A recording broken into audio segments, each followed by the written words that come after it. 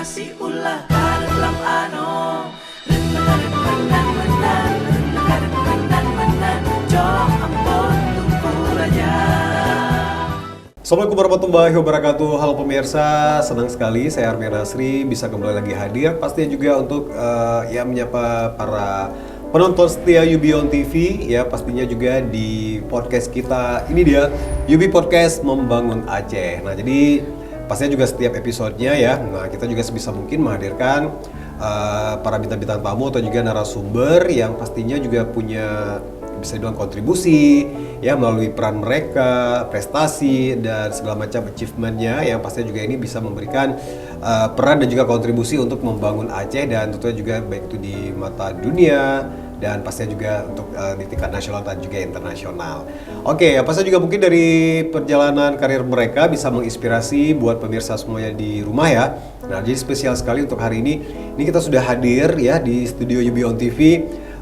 Seorang fashion designer yang pastinya ini juga berasal dari Aceh juga. Nah, dan pastinya juga mungkin yang uniknya kalau Najwa ini ya itu punya sisi-sisi nilai tradisional ya Aceh ya, vintage segala macam gitu ya, etnik Aceh yang pastinya juga itu diangkat, yang pastinya juga diterapkan, diimplementasikan dalam karya-karya desainnya. Ya udah deh, langsung aja nih saya hadirkan Najwa Anjani. Oke, selamat datang ya di sini. Iya. Oke, nah jadi kita hari ini mungkin ngobrol-ngobrol tentang menjaga nilai-nilai tradisi budaya Aceh, itu dari tradisi ke fashion modern. Oke, mungkin aja langsung say hi dulu nih sama pemirsa di rumah, mungkin sapa-sapa dulu ya. Oke, pertama halo Yubi Podcast. Yubi Podcast. Halo Yubi Podcast semua dan terima kasih untuk kesempatan hari ini untuk Kak Armia, juga untuk Yubi Podcast Team. Jadi senang sekali bisa diundang kemari, jadi saya bisa berbagi tentang POV kami sebagai fashion designer dan bisa menyuarakan tentang bagaimana kita memiliki potensi yang besar soal fashion dan juga sejarah yang kita punya itu. Saya sendiri sudah berkecimpung di sini selama 5 tahun secara legal maksudnya, dan semoga saya bisa berbagi sedikit. Iya, berbagi banyak pun nggak apa-apa ya, kita terima ya. Nah ada pastinya juga mungkin menarik juga ya kalau misalnya seperti Najwa sampaikan tadi, kalau misalnya ya secara legal, secara sudah mengakui dan memantapkan diri ya sebagai fashion designer kali ya. Nah jadi mungkin mungkin bisa sharing sama kita juga ini sebenarnya bagaimana awal mula kalau Najwa ini ya merasa suka gitu ya dengan mungkin buat sketsa atau juga bisa dibilang ya untuk arahnya lebih ke fashion gitu ya kan. Nah, jadi mungkin suka dengan fashion, terus juga apalagi juga sampai akhirnya juga mungkin punya ciri khas sendiri. Wah, ini ada unsur etnik Aceh nih yang mungkin yang dimasukkan Najwa ya. Mungkin kapan pertama mungkin merasa wah ini this is my passion gitu. Terus juga kemudian saya pengen tahu juga kenapa tertarik juga mungkin memasukkan unsur-unsur Aceh gitu. Mungkin ada behind story dari itu. Ya, oke. Jadi sesuai dengan pertanyaan tadi ya, sebenarnya background saya itu sebelumnya sarjana agroteknologi. Jauh dan timpang dari profesi yang hari ini. Cuman kalau boleh jujur, keluarga sendiri itu orang tua ya. Dua-duanya adalah pensiunan pegawai yang sama-sama menyukai seni gitu. Bapak saya kerjanya di bagian PU, lebih pinter nge-skate. Ya mungkin lebih ke bangunan ya. Iya benar. Kita teknik sipil gitu pada saat itu ya. Terus ibu saya sendiri pegawai juga, pensiunan pegawai, tetapi aktif berkecimpung di PKK. Jadi saya kecil sering melihat ibu saya itu bikin kasab atau menghias, bikin lomba masak makanan khas Aceh, menghias pelaminan, bantuin baju pengantin gitu-gitu. Itu secara nggak sadar memotivasi saya gitu, walaupun pada dasarnya kita Aceh tetap orang tua pengennya profesinya sebagai mungkin ASN gitu ya. Ataupun yang lebih apa istilahnya, aduh lupa stabil. Ya benar, lebih stable. Ya, walaupun tujuannya bagus untuk mungkin masa tua bisa terjamin, cuman passion nggak bisa berbohong. Walaupun saya suka tuh biologi, kalau ditanya jurusan paling suka apa, biologi gitu. Ya udah selama SD, SMP, SMA itu menekuni olimpiade biologi aja, tanpa tanpa memperhatikan bahwa passion saya sebenarnya di seni gitu. Jadi awal mula kapan sadar suka gambar baju, setiap mau lebaran waktu kecil itu saya suka udah mikirin kalau besoknya lebaran, bulan puasa udah mikir, aku besok mau pakai baju yang gimana deh gitu. Iya, itu mungkin sejak SMP atau sejak kelas SD. Oh, sejak SD, wow, sejak SD malah ya. Jadi kayak aku pengen lebaran ini ke rumah Ustadz pakai ini deh, ntar ke hari pertama ke rumah keluarga pakai ini atau gimana gitu. Gambar, abis itu bilang ke Umi, pengen gini dong jahitin gitu.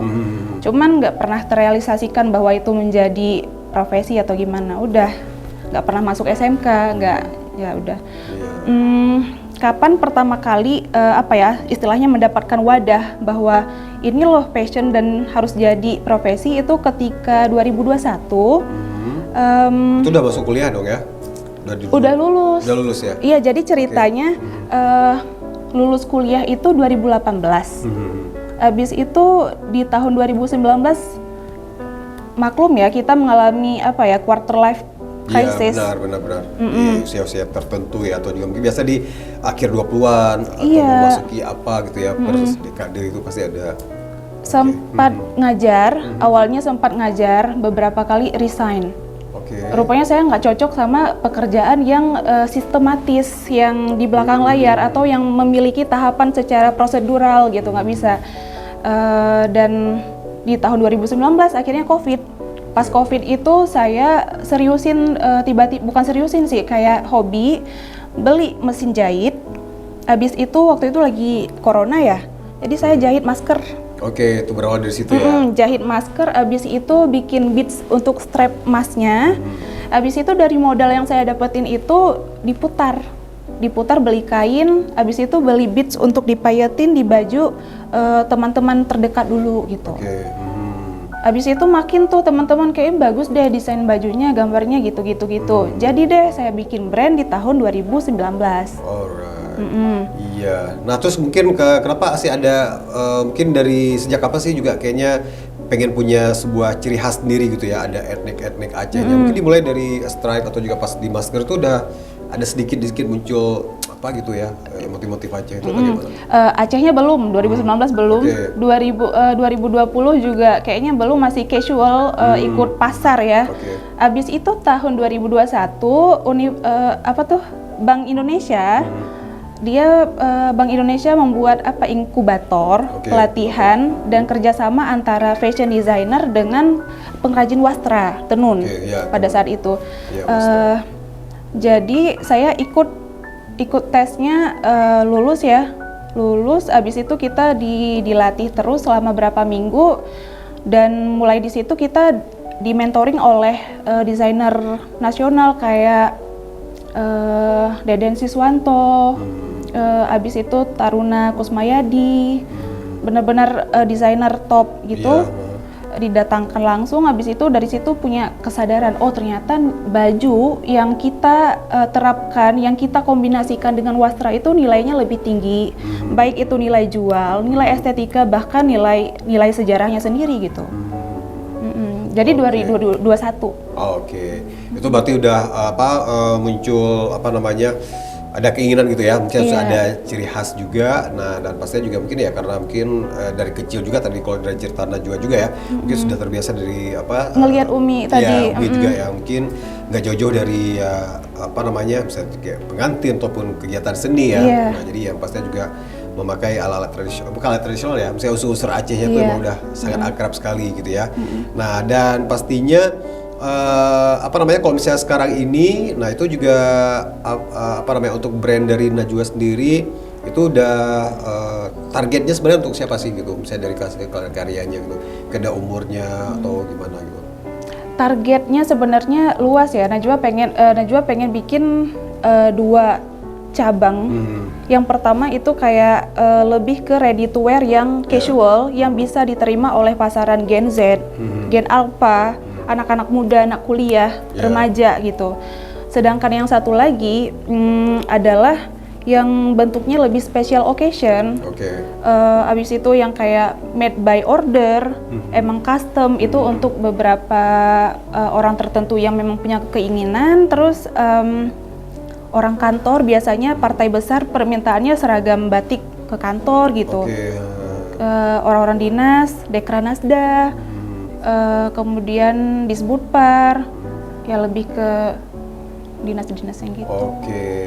Wow, dan pastinya juga ini kan udah, udah Masya Allah ya, udah merambah, bukan hal yang kecil lagi, tapi mungkin udah pastinya juga udah ke level mungkin menciptakan atau juga mendesain uniform ya. Nah itu juga suatu perjalanan yang mungkin nggak mudah juga. Nah pasti juga karena dengan hasil karya mungkin orang percaya gitu ya dari karya-karyanya Najwa juga ya. Nah kita juga mungkin sorry ya kalau misalnya mungkin ada yang kita balik lagi kemarin karena kita ngalir aja gitu. Nah terus kalau misalnya untuk prestasi-prestasi dari Najwa sendiri ya, mungkin yang sudah dicapai yang pastinya juga mungkin baik itu ya apapun itulah prestasi-prestasinya, dan yang pastinya juga apa sih gitu bisa sharing gitu. Ya mungkin yang pernah dicapai, baik itu mungkin buat show atau juga mungkin ikut runway atau juga ikut di festival apa atau gitu ya, fashion week apa gitu. Pertama mau meluruskan yang tadi ya, disclaimer, walaupun background Najwa itu sarjana agroteknologi, bukan artinya aji mumpung dengan acara itu Najwa bisa akuisasi self claim bahwa aku bisa jadi desainer gitu dengan gampang. Walaupun memang tidak ada patokan dan peraturan bahwa desainer itu bukan harus artinya punya background S1-nya tata busana atau fashion class. Cuman banyak ya desainer nasional kayak Toton Yanuar itu adalah teknik sipil backgroundnya. Cuman kita sadar bahwa klien kita membayar karya kita, berarti kita harus ada harga yang kita jual juga. Yang artinya tidak semata-mata karena aji mumpung langsung bikin brand, langsung jadi desainer gitu. Iya benar. Saya beneran mengambil legalitas dari kelas pelatihan, kemudian dari mengikuti segala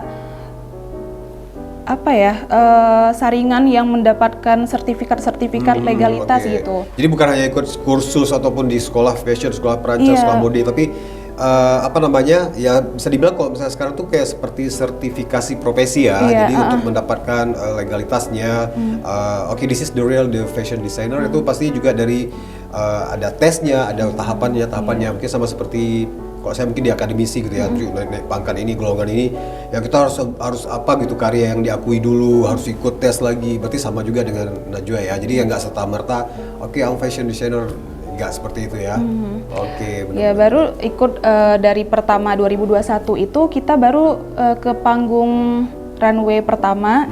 Itu berapa?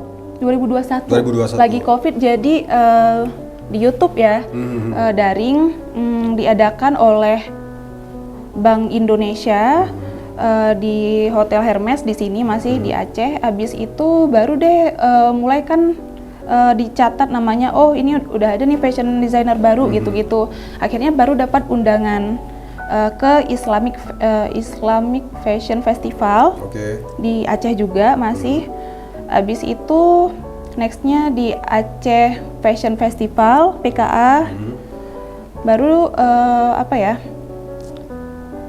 show terakhir mungkin di Jakarta kemarin, Muslim Fashion Festival. Itu International Muslim Fashion di Senayan. Ya ini pastinya juga udah nasional ya. Nah, dan pastinya juga mungkin kita pengen tahu ya, mungkin kalau misalnya ini apalagi juga buat teman-teman ya yang nonton, mungkin dia mungkin ada tertarik atau punya bakat, punya skill ya. Pastinya juga mungkin dari langkah-langkahnya, dari cerita Najwa tadi udah sedikit terarah gitu ya. Nah, tapi mungkin selain tantangan, kalau kita berbicara tantangan, mungkin saya mulai dari apapun itu yang sudah diraih sama Najwa, pasti juga tidak terlepas dari struggling atau juga tantangan-tantangan ya, challenges itu pasti selalu ada. Nah, tapi kalau misalnya mungkin Najwa punya tim nggak sih gitu, punya tim, terus juga punya tim juga ya. Nah, terus juga mungkin sampai bagaimana untuk menghandle kan, untuk ikut apa namanya di pagelaran fashion itu ada standarnya sih, berapa karya gitu satu itu bisa maksudnya sekali jalan gitu, sekali sesi gitu ikut di fashion apa di fashion week ini atau ajang ini itu ada ditentukan berapa pieces bajunya atau berapa biasanya ya? Jadi kurasi untuk satu runway itu mungkin sebenarnya ya satu koleksi itu bisa dibilang lebih dari 2 itu udah dibilang koleksi gitu. Cuman biasanya yang saya ikut itu dari 6 sampai seterusnya gitu, minimal 6 lah. Wow, berarti bisa dibilang ya itu salah satu tantangan juga ya. Iya. Nah, karena juga mungkin kalau desainer tuh mungkin lagi nggak ada eventnya, tadi bisa ya mengambil dari koleksi-koleksi yang sudah ada sebelumnya ya. Oke. Nah, terus kalau misalnya untuk pengerjaan sendiri berarti ya punya Struggle. apa gitu misalnya untuk pengerjaannya ada timnya gitu misalnya untuk yang konveksi atau segala macam. Berarti memang Najwa sendiri yang ini ya turun tangannya atau gimana? Najwa mengawasi itu apa gitu. Najwa sendiri untuk brand, saya kan punya brand sendiri ya namanya Rinjani by Najwa Anjani. Oke, Rinjani by Najwa Anjani itu ada Instagramnya juga ya guys. Jadi kalau misalnya pengen lihat-lihat, nah mungkin ada di situ ya. Jadi di Rinjani ini Najwa ada tim itu tailornya 2 tailor perempuan, 1 tailor laki-laki dan 1 lagi tailor eksklusif untuk pengerjaan seragam. Kayak jas, nah gitu, itu khususnya beda. Jadi 4 orang, sejauh ini masih 4 orang. Kemudian nanti ada teman-teman lain yang kayak lulusan SMK, yang masih belum punya pekerjaan atau gimana, itu bakal Najwa sharing juga, Najwa ajak juga untuk kita pasang detailing di baju, finishing kayak apa gitu. Oke, iya berarti itu ya bagus juga ya, karena secara nggak langsung ya Najwa juga bisa memberikan kesempatan atau juga mungkin membuka peluang juga ya, tidak hanya untuk menyerap tenaga kerja secara profesional, tapi bagus sekali ya karena apa ya, mungkin lulusan dari SMK yang jurusannya ya tentang fashion atau yang terkait ya. Nah, jadi misalnya ya tempat mereka magangnya gitu ya. Nah, karena kan kalau misalnya kita lihat ya apapun itu profesinya pasti itu dimulai dari magang dulu, ikut siapa dulu gitu ya. Nah, jadi dari situ itu yang menjadi referensi juga ketika kamu nanti mungkin ya melamar pekerjaan atau juga di CV, at least kamu juga sudah punya sedikit tentang itu, is not start from zero at all gitu ya, jadi pengen udah ada gitu ya. Oke, ini keren, luar biasa sekali ya. Nah, terus kalau misalnya kalau misalnya Najwa sebagai seorang fashion designer, kalau misalnya melihat untuk ke sustainability ya, keberlangsungan ke depannya gitu ya, untuk profesi seorang fashion designer itu sekarang apa sih gitu, seperti apa ya kalau misalnya sekarang, kalau terutama di Aceh ya, apakah masih kurang, apakah mungkin sudah mulai berkembang gitu ya. Nah, dan bagaimana juga mungkin potensi ke depan gitu ya, apalagi kalau kita melihat ya kalau fashion ini salah satu kebutuhan ya kan. Jadi sama seperti misalnya kita beli apa gitu pasti ada masa pakainya. Apalagi mungkin yang ini jadi jangan sampai dihujat juga ya, misalnya yang perempuan ya mungkin lebih konsumtif gitu ya. Kalau kami cowok mungkin ya udahlah, ini aja sampai kapan gitu ya, itu aja ya, warna-warna itu. Jadi kalau cewek kan mungkin kalau lebih perempuan kadang-kadang mungkin ya mereka kadang-kadang kok misalnya dilihat masih ada harganya, masih ada ini gitu. Nah, terus gimana sih melihat peluang dari itu ya, karena fashion itu sesuatu yang mungkin ya selalu akan sama kayak obat lah ya gitu ya. Nah, terus kalau misalnya perkembangannya sekarang terutama untuk fashion designer di Aceh, dan terus juga untuk kedepannya potensinya gitu ya, itu seperti apa kalau misalnya ke depan? Oke, jadi kayak Kak Mia bilang tadi, fashion itu sama kayak makanan, kita itu konsumsi itu tiap hari, jadi nggak akan ada hari dimana kita nggak pakai baju. Jadi sesuai pasarnya sendiri, saya melihat Aceh ini optimisnya ke depan makin naik sih soal fashion ya, karena dengan adanya pengaruh dari sosial media. Jadi kayak remaja, cewek-cewek itu lebih meniru atau melihat inspirasi untuk bertata pakaian itu dari internet gitu. Jadi kita yang penggerak bisnis di fashion ini masih punya peluang besar gitu. Oke. Ya, terus kalau misalnya gini nih, mungkin dalam rangka untuk bisa menjaga nilai-nilai tradisi melalui fashion ya dari Aceh sendiri. Nah, kalau misalnya pengalaman dari Najwa ya, ketika menghadirkan karya Najwa sendiri yang pasti juga mungkin ada unsur-unsur etnik Acehnya atau juga budaya Acehnya pada saat di kancah nasional ya. Nah, jadi dari pengalaman Najwa itu menurut mereka seperti apa sih gitu tanggapannya gitu ya, misalnya wah bagus atau apa gitu. Karena kan menurut saya mungkin sebagai orang awam fashion, kalau melihat kalau misalnya yang mungkin sekarang ini terangkat itu mungkin Aceh masih kurang ya, mungkin nggak tahu juga nih kalau misalnya sekarang seperti apa. Nah, mungkin lebih kepada kain tenun apa gitu dari Papua ataupun dari kayak kain songket Melayu gitu ya. Nah, terus kalau misalnya ya ekspresi atau juga tanggapan dari orang-orang terutama dalam dunia fashion ketika Najwa show gitu ya. Nah, jadi mungkin ekspresi mereka gitu seperti apa sih kalau melihat wah ini ternyata Aceh punya banyak juga yang bisa diekspor gitu melalui fashion ya. Iya. Jadi kita Aceh ini punya pertama sejarah yang sangat bagus. Jadi kenapa saya tertarik untuk selalu membawa wastra ke dalam pakaian, walaupun pakaian itu berbentuk yang ready to wear, yang casual, tetap masih bisa diterapkan motif kayak yang saya pakai sekarang ini kan biasa aja ya. Kan kita stigmanya kalau udah baju Aceh atau yang bawa wastra atau tradisional itu pasti kayak gonjreng, warnanya merah, kuning, hijau, bordiran yang seperti pengantin-pengantinan gitu ya. Nabrak gitu. Padahal nggak selamanya gitu. Kalau kita misalnya bisa kombinasikan itu sedemikian rupa, bisa minimalis aja, bisa dipakai sehari-hari kayak yang saya pakai hari ini kayak motif tulak angin di Rumong Aceh. Oke. Cuma memakai dengan sistem apakah kita bordir ya atau batik gitu. Kita sendiri di Aceh ini punya struggle.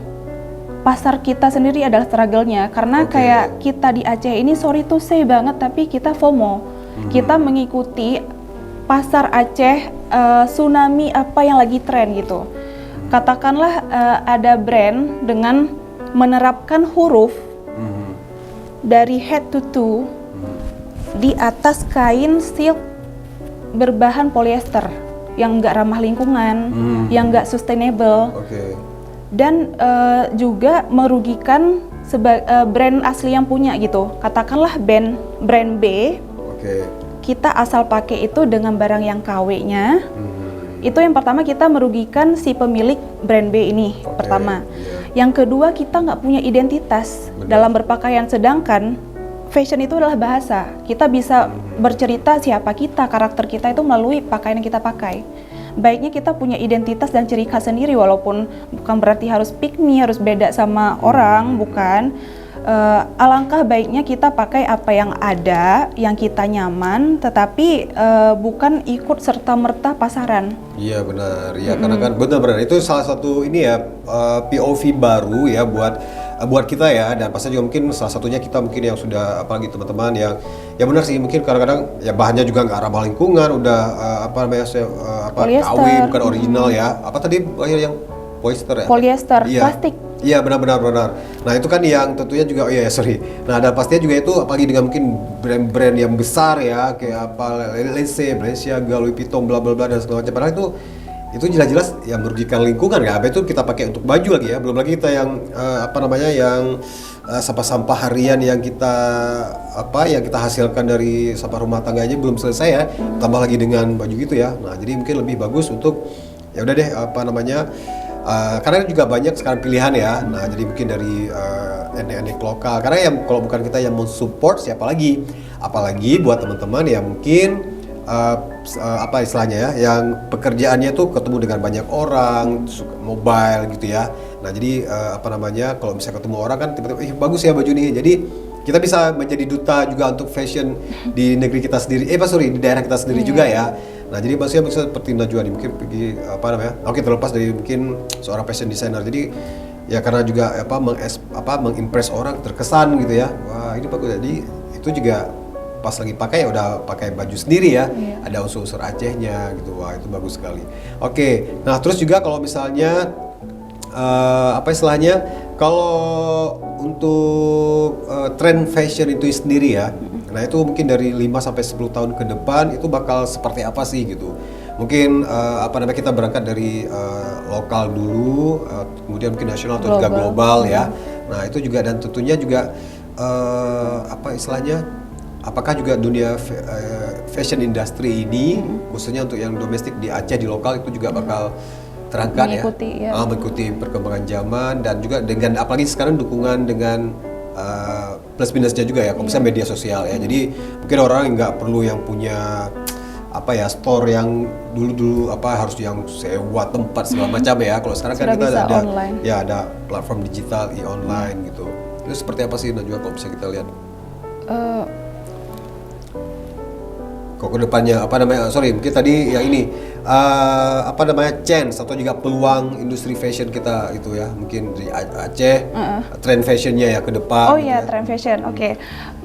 Jadi saya sendiri tergabung ke dalam komunitas fashion nasional yang namanya Indonesia Fashion Chamber. Itu ada pusatnya di Jakarta, cuman saya joinnya yang community di Banda Aceh. Jadi Indonesia Fashion Chamber ini secara annual selalu membuat rangkuman dari trend fashion forecasting namanya. Kayak kita akan meramal apa yang akan jadi tren di tahun 2026 gitu, 2027 gitu-gitu.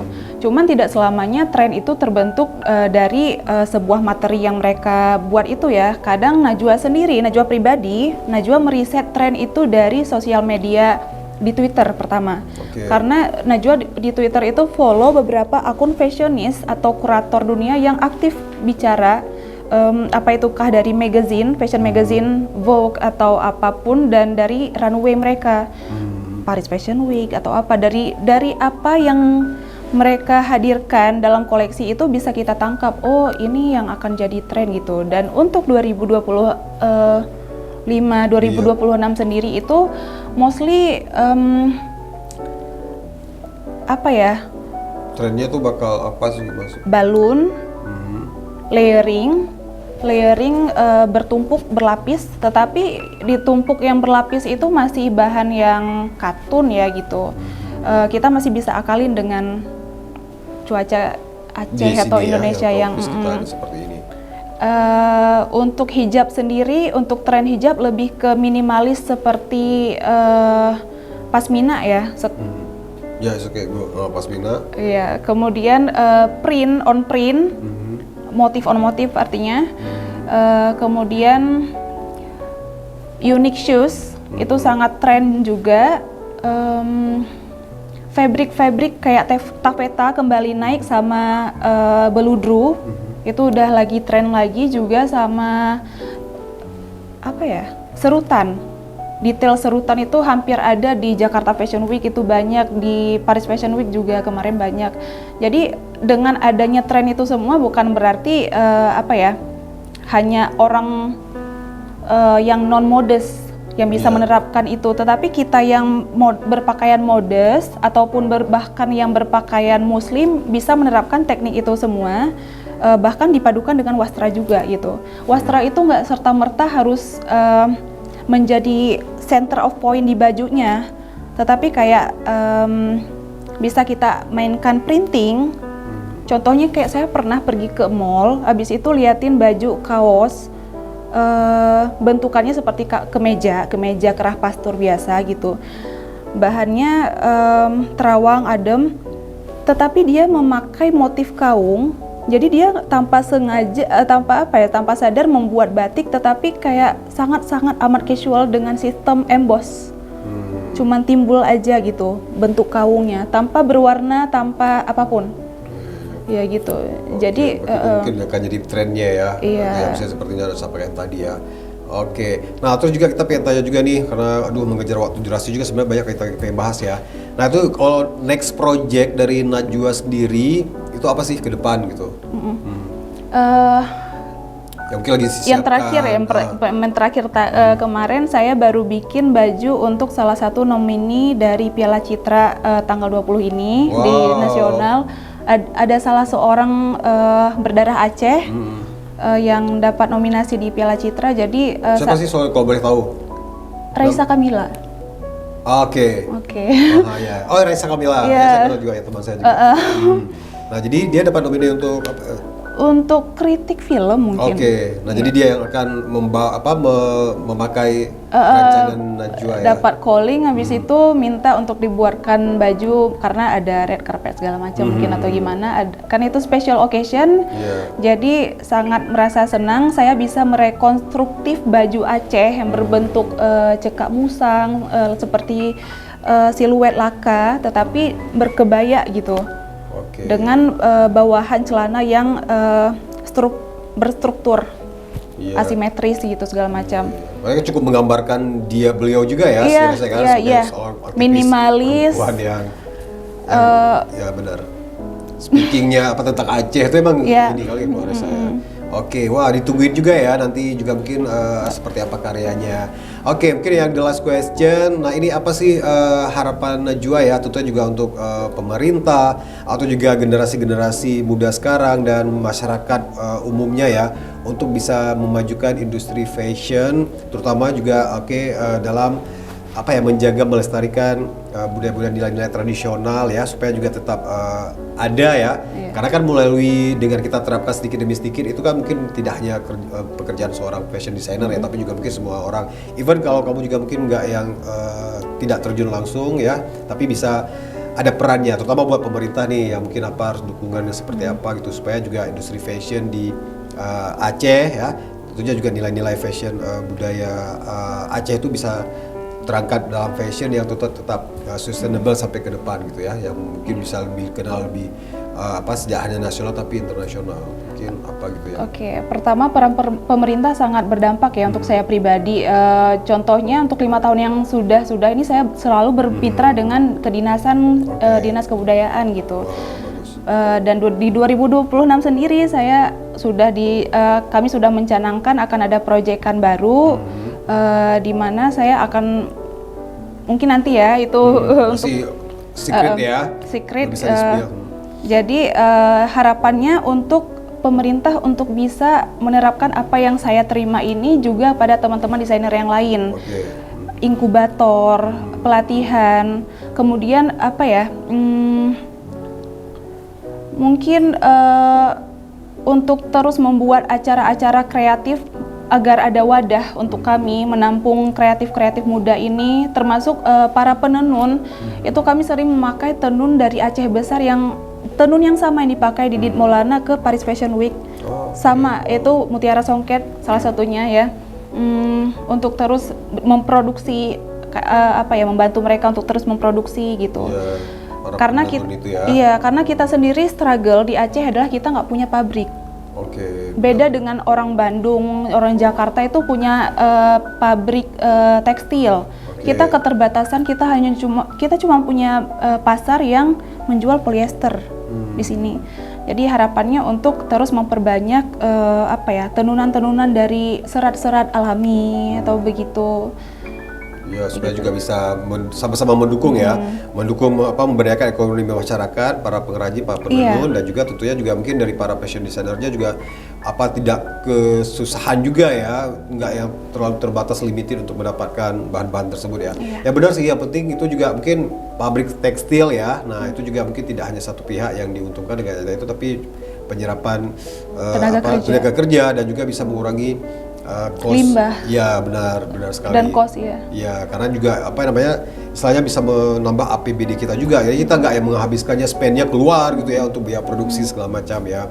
Oke, nah untuk generasi sekarang nih satu lagi nih, sorry mungkin ada waktunya agak mepet, untuk kepada Gen Z nih apa yang mereka bisa lakukan supaya juga budaya Aceh itu juga bisa tetap lestari melalui fashion ya. Pak pesannya satu lagi.